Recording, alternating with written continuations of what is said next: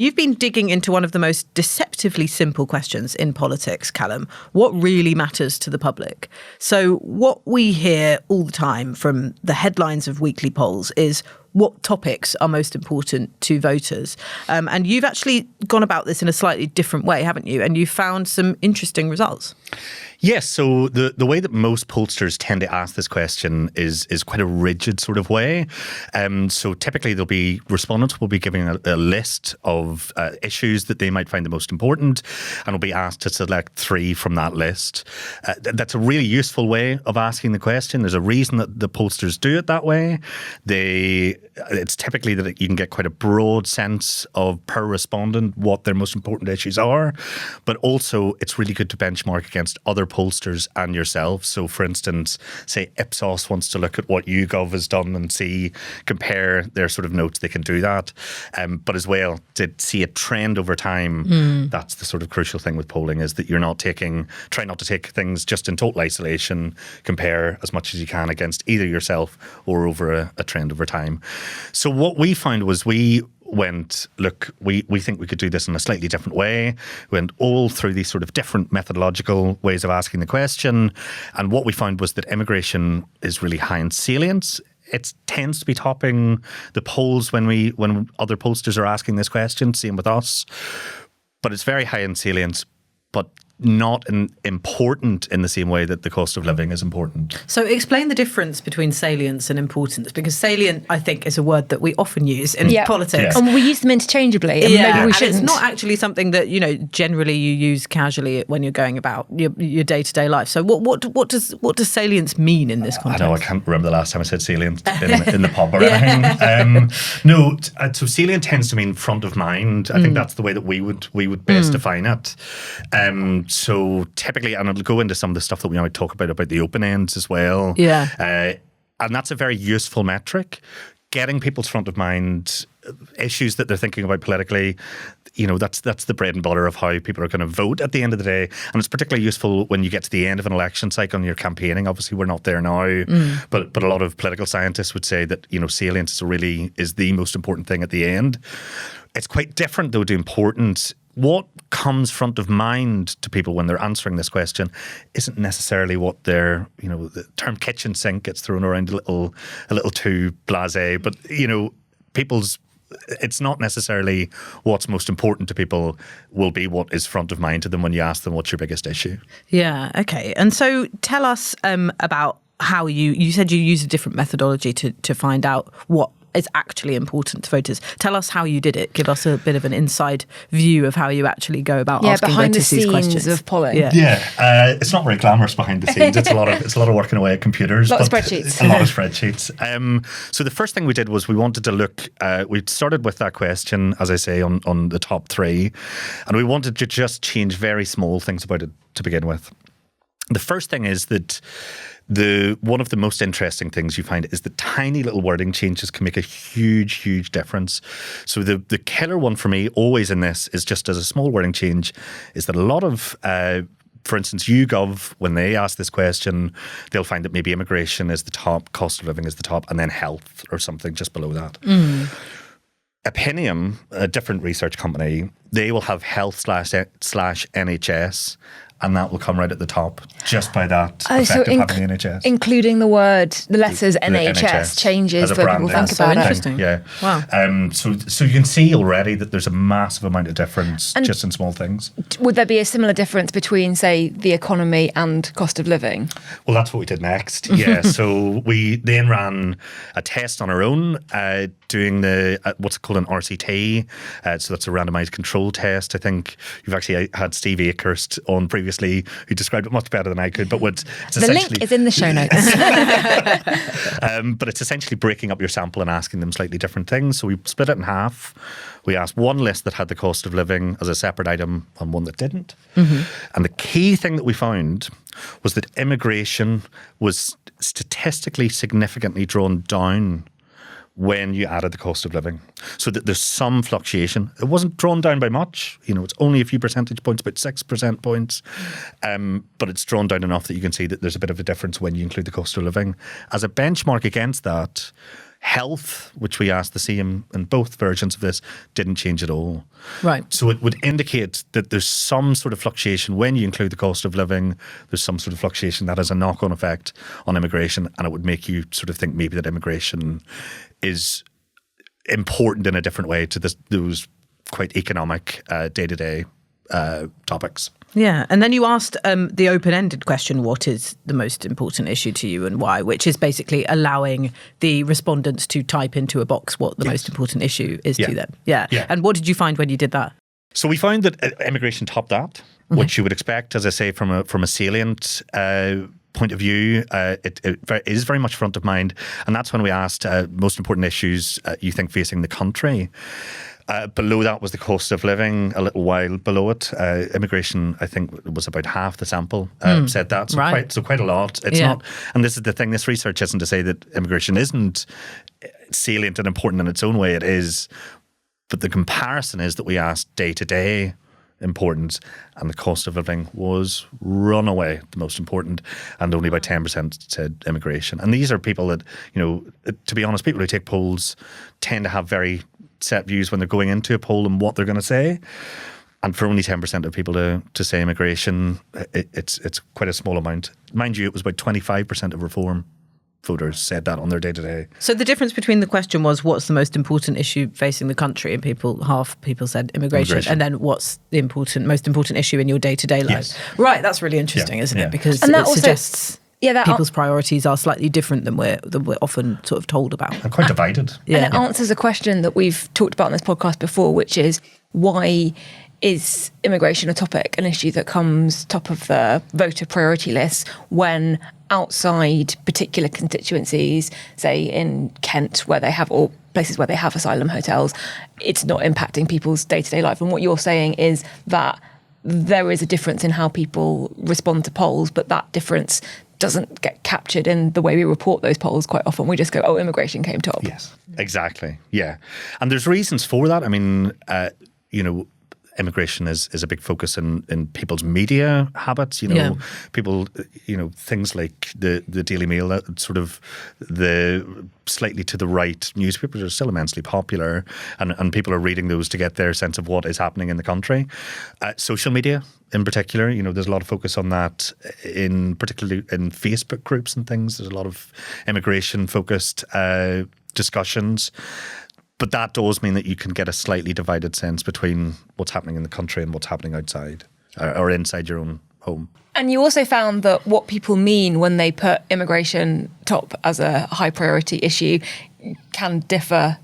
They have different views on what they want to do about it or what they think the actual issue is. Yeah. So, we found when we split this by votership, we found that, a lot, basically, across the board, apart from, I think, the Greens, they were still saying immigration was a top issue when they thought about the country. That, though, isn't necessarily to say that they have the same views on immigration at all, or that they think that the government should take the same approach.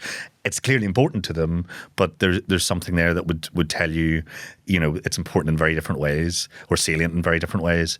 So, for instance, we had a Green voter saying, I'm just sick of hearing about immigration. That, you would well imagine that they still think it's the most important thing day to day, or in the country, but that they don't think it's important in a sort of, in the same way that a Reform voter would think it was important. Or that it's important because it's pulling focus from other issues that they find more important to them. We had a Lib Dem voter said exactly the same thing, was that, this is taken away.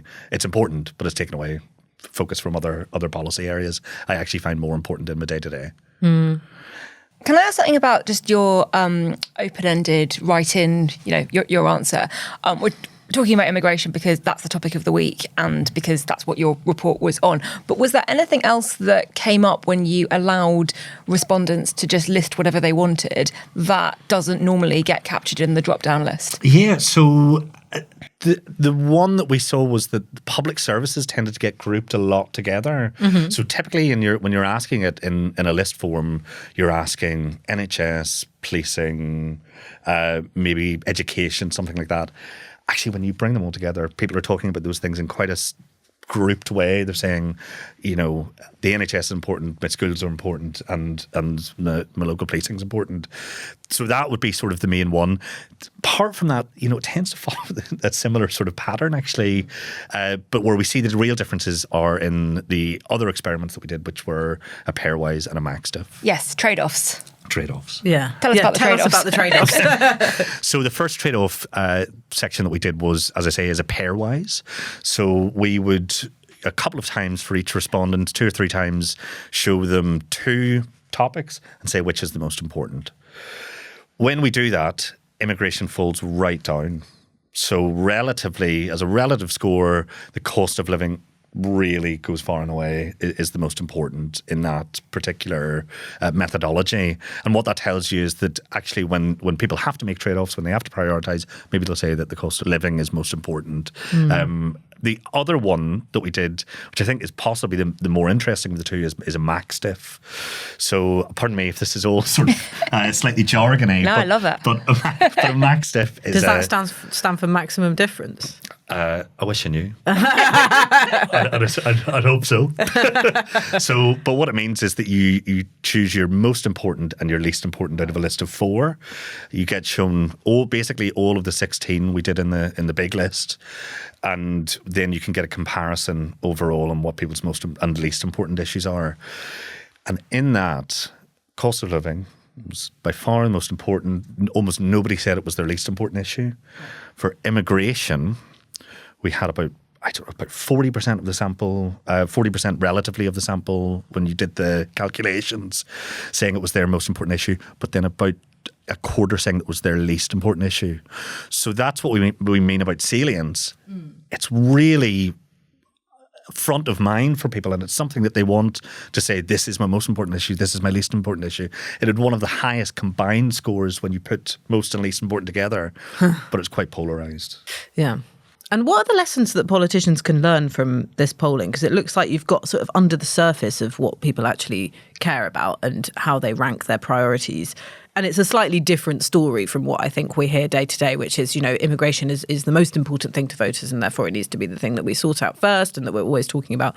I mean, should politicians take a different lesson from this polling? Because it does strike me as, I mean, it's really great research, but it doesn't actually reflect the thing that I often hear when I'm going to interview people for stories about asylum or immigration, which is they bunch a lot of this stuff together. So the NHS is in crisis because there's too many people trying to access it, they would argue. Same with housing, and not everyone, but I mean, it's something that comes up often. People will just mix the two together, the crisis in public services, the numbers of migrants coming to the UK, even the cost of living. Yeah, well, I think that we would say that it is basically a case of that both are important just in their own separate ways, I think. So, yes, I would agree that a lot of the respondents we found, it's an interesting one on the open ends, that about half the respondents mentioned immigration on its own, but those people may just want to say, just put in the word immigration and get the question out of the way, frankly. Yeah. But a lot of them did also say NHS.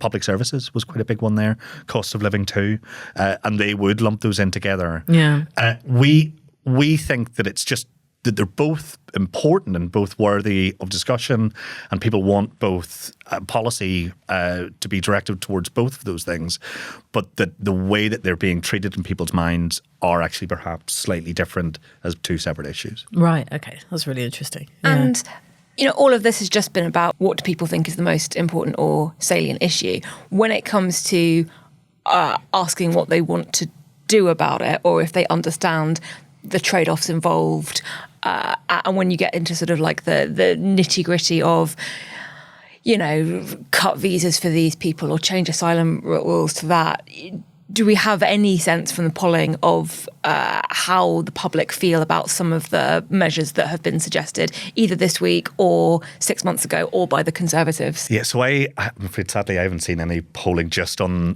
the things that the Home Office has announced this week. Typically, polls would tell you that people want migration lowered. That's something that has been quite consistent. The way you go about that, though, is really, really different for different people. The one that we have seen in previous polling is that actually when you look at people's biggest concerns doing something like a pairwise or a max diff, it tends to be illegal migration or irregular migration tends to be people's front of mind. So it's not people coming in for visas quite so much, but they do also tend to treat immigration as a bit of an overall topic as well. So it's quite broadly thought of. And we also know from polls that there's a big public misconception about the proportion of migrants who are legal and illegal. I think they get it wrong by a factor of 10 or something. Yeah. It's difficult to measure. So you've got misconceptions there, and I've certainly sat in on focus groups where legal migrants and asylum seekers coming across the channel have been grouped together in the same kind of general issue about loss of control and failure of government to act. So I've seen that. You've seen that in your reporting as well. Yeah. No, I think that's definitely a big part of this story. And you warn, because Calum, you've written a piece about your findings, and you warn in that piece that it's sort of the responsibility of pollsters, but also the people who report on polls like Rachel and me, and others in the kind of political media ecosystem to perhaps adjust the way that they read poll results or report them. Can you explain a bit about sort of what language would better reflect what you found in the deeper polling that you've done? Yeah, I know. I don't mean to wag any fingers is the thing. Yeah, tell us how to do our jobs. I think that it's first of all beholden on pollsters to be very clear on them, to make sure that their results are nuanced, that the questions are being asked in different ways, that experimental things are being done to make sure that, particularly for something like this, that we're getting a really good sense of it. The way that I would say about on reporting is, again, that reporting tends to focus on salience because that's what gets the most reads. And because it's front of mind. Because it's front of mind. So sort of by definition it would... It's almost a slight secular thing, right? Because it's front of mind, so people read it more. The more people you're exposed to it, the more it's front of mind.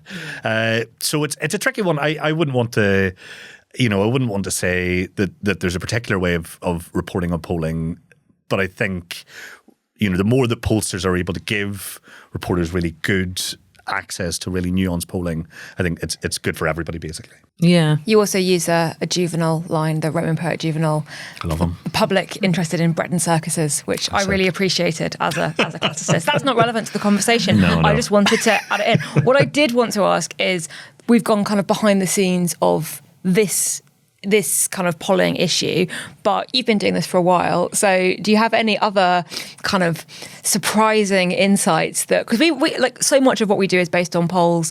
They are absolutely crucial in both the way that the media has the political conversations and also the way politicians have the political conversations. So what else can we learn about the public or how this world works? When I got the invitation very kindly to come on, I thought of a few things that were maybe like tidbits or some things that sort of pollsters know but doesn't actually really get talked about quite so much. So there are a few things. The first is, and people might actually know this when they're listening or watching, is I think it's fascinating that women tend to say don't know much more in polls. So it seems almost quite a frivolous thing to say, but actually it has real consequences for how you have a knock-on effect for measuring what levels of support or opposition are for things. Typically, when you're looking at polls, you tend to look at the total sample, because it's nationally representative. You've weighted, you've coded, you've done all this work.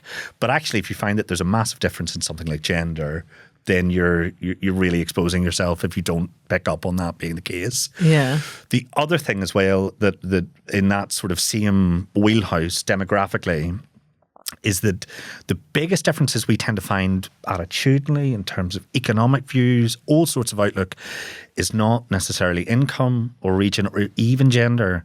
It's age at the minute is the biggest disparity. So there really is a big generational divide. If you look at the end of the scale, so 65 plus versus 18 to 24, you'll tend to find really quite different results. The last little one that I'm just obsessed with this is the banning dilemma. So when you poll to ban anything, we've done it on vaping and cigarettes and all sorts, fireworks or slushies or all these things.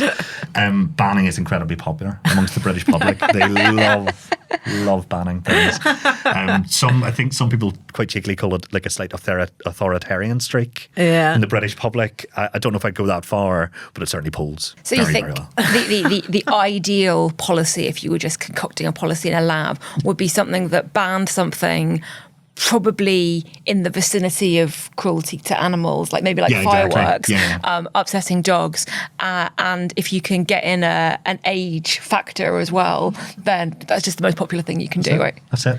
Yeah, ban being horrible to dogs. I think everybody can get on board with that one. To be fair, And just lastly, because we've talked a lot about immigration, because that is, one of the most salient issues, and it's basically asylum week for the Home Office this week. Yeah. But what we really should have been talking about was cost of living, because in all of the different ways that you've been looking at this, cost of living is the thing that comes out as sort of the most important to voters rather than the most salient. Do you think there is a gap between what voters want on that issue and what politicians actually talk about? I did a piece recently which included a Labour MP complaining to me about how little he thinks his party's talking about cost of living compared with what he hears from his voters.